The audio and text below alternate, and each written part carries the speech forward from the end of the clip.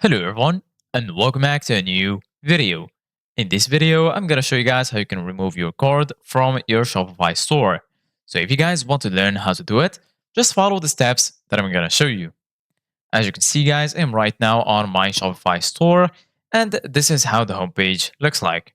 So right here in the left side of your screen, as you can see guys, you're going to find all of these sections.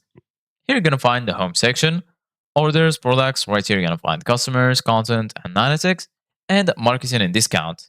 Here under sales channels, you're going to find online store, point of sale, and also here under apps, you're going to find your applications. And lastly, here in the bottom, you're going to find settings.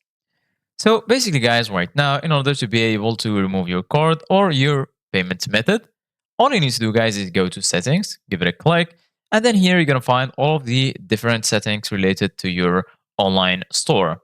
Right now, go here to the left, and then you're going to find all of these sections. Right here, you're going to find the general section, plan, billing, users and permissions, payments. You're going to find checkout, customer account, shipping and delivery, taxes and duties, locations, markets, apps and sales channels, domains, customer events, notifications, and so on. So right now, what you need to do, guys, is go to payments.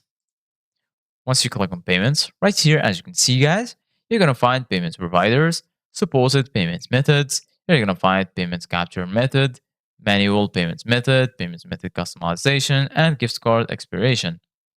So right now, here under supported payments method, you're going to find all of your payments methods right here. As you can see, guys, I have here PayPal.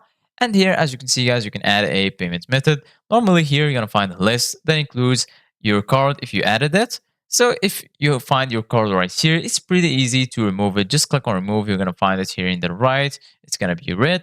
Give it a click and then confirm removing it. And then you're going to be able to remove your card.